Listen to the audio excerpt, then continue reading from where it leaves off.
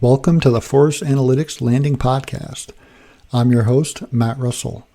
In this podcast, we'll talk about how data and analytics are transforming the forest products industry.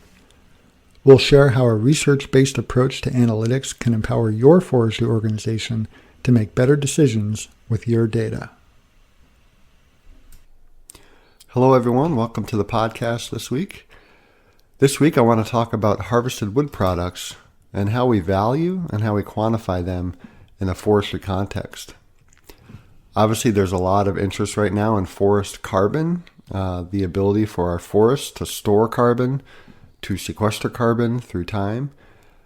And so with a part of that, an important part of that, are the harvested wood products that result from carbon being stored in wood.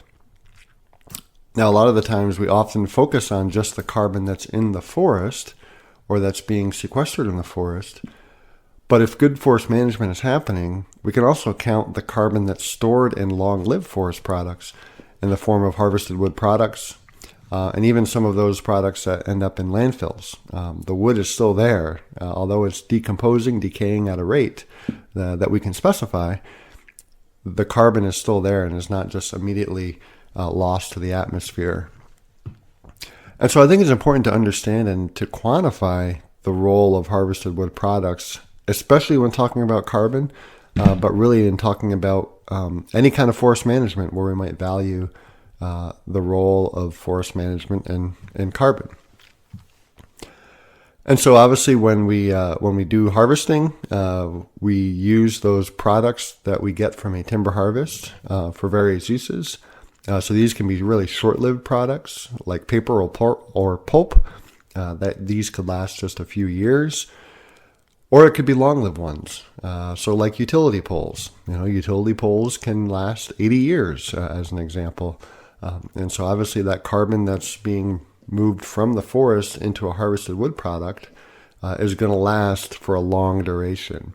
And so when we think about doing a carbon budget, or we think about doing a life cycle assessment, we really need to know what are the end uses of those products that we're taking from the forest, so that we have a good understanding of how much carbon is going to be continued to store through time. As harvested wood products are obviously in use in many of those products, but they're also in solid waste disposal sites, for example, landfills. And I think it's important to understand these because harvested wood products in use and in these solid waste disposal sites represent almost 5% of the total amount of carbon in the U.S. And so that's a pretty big number compared to how vast our forests are across the United States. And so about 5% of that carbon being stored in wood products is an important number. And obviously, many people have always valued and tried to speak the pros and the benefits of carbon when using wood products. Lower emissions are used compared to some of the more fossil fuel intensive materials like steel and concrete. And so if we can substitute the use of wood products as opposed to those greenhouse gas intensive construction materials, we can lead to an overall lower carbon footprint across our economy. And so I think it's really interesting to look at harvested wood products from a long-term perspective. And so to do that, you really need good ways to quantify harvested wood products. And so traditionally, a lot of people integrate harvested wood products in things like life cycle assessments.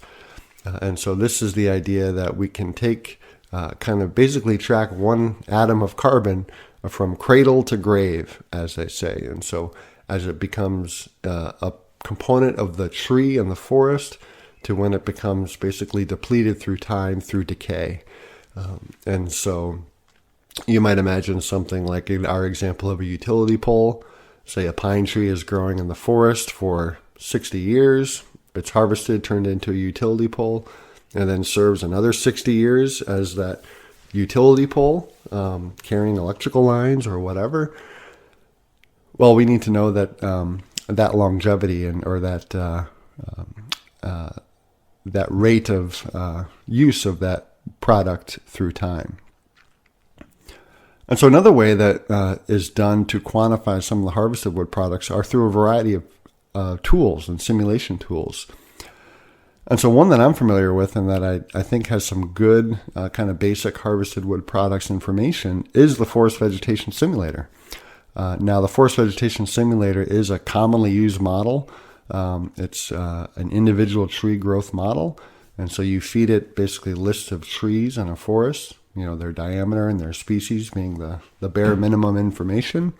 And if you have other information like the height of trees, crown ratio of trees, that might help you to get a better estimate of what the overall condition is of the forest and then what it might look like through time.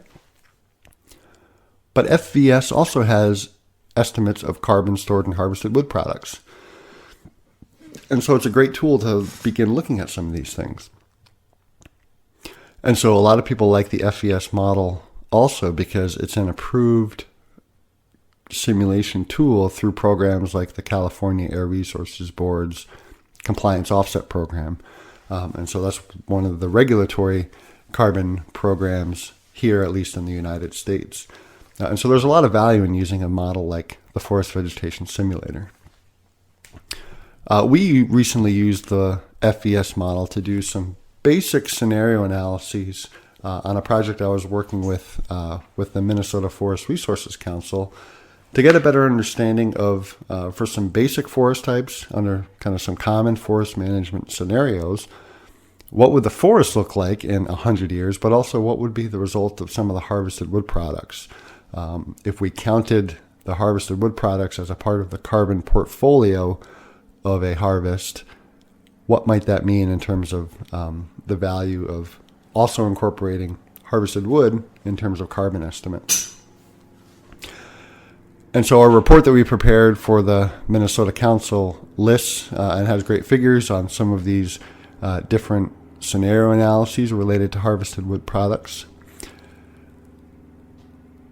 And what I think is really important is that it provides different carbon pools where it tracks harvested wood.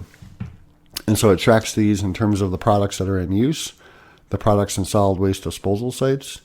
It also has estimates of the carbon that's emitted from combustion with energy capture, and then the carbon that's been emitted from combustion or decay without the energy capture. And so important to recognize that it provides some estimates of those as well. And so as an example, we can take one example forest type. Say let's look at aspen in the lake states. And so looking at a very basic scenario analysis of aspen, which is a very shade intolerant species. It tends to grow fairly quickly, at least in terms of lake states standards in the northern part of the United States. And so for this aspen scenario, we started at a density of about 1,000 trees per hectare and a site index of 60 feet at 50 years. And then it was grown to a harvest rotation age of 50 years. And then a clear-cut harvest was specified. And that's a pretty common management scenario because aspen is a disturbance species. If it's clear-cut, that mimics a disturbance. And then the aspen is going to sprout after that. And so pretty common forest management techniques in the lake states for this forest type. And so this is an example. If you simulate through 50 years, the aspen stand stores about 22 U.S. tons per acre of carbon in the above ground trees. And that's kind of just kind of simulating it through the FVS model. Basically no management during that time. However, if you clear cut it at 50 years, you remove about 16 tons of carbon from that above ground, the merchantable portion of the trees. And so to give you some perspective on some numbers there. And so what FES provides is those estimates of harvested wood products. And so the majority of that merchantable carbon that was removed immediately transitioned into some of the harvested wood products in use. And so obviously some of that aspen is going to be used for pulp and paper or other wood products. And so you get estimates like that in a model like FVS. And so when we look at the total amount of merchantable carbon removed that's now in harvested wood products, we're at about 11 tons per acre through the scenario analysis for aspen. And I have a post that kind of lays out, looks at the amount of carbon in the forest and then also in these harvested wood products, which I'll post a link to. But what happens is after 10 years following the harvest, you then start to get wood that becomes a part of the solid waste disposal sites. And so 10 years after the harvest, or 60 years from the initial stand initiation, you get almost 2 U.S. tons per acre found in solid waste disposal sites. And that amount in harvested wood products in use slowly diminishes through time. And so right at the harvest age of 50 years, we've got about 11 tons per acre. At 60 years, we've got 6 tons per acre. 70 years, 4 tons per acre. And so those decay factors are playing a role. Eventually that wood is going to decay. Paper doesn't last forever. It could be recycled. It could be just decayed through time. And so the products in use as a part of the Harvested Wood Products Report from a model like FES provides some of that information. And so I think, again, it's really important to understand and to be able to quantify the harvested wood products, because too often I think most of a lot of the carbon market programs, although they incorporate harvested wood products to some extent, they're largely focused on the carbon stored in the wood, the carbon sequestered in the wood, and not as much as a part of the harvested wood products. And so the ability for people in the forestry profession to be able to speak to how much harvested wood products result from their forests in terms of units of carbon and how that relates to the forest management treatments is really important as we get a better handle on understanding the role of carbon in our forests and in our forest management. And so you can use a tool like FES. There are lots of other simulation tools that allow you to provide or give you harvested wood product information to understand the contribution of that pool and the longevity of forest carbon.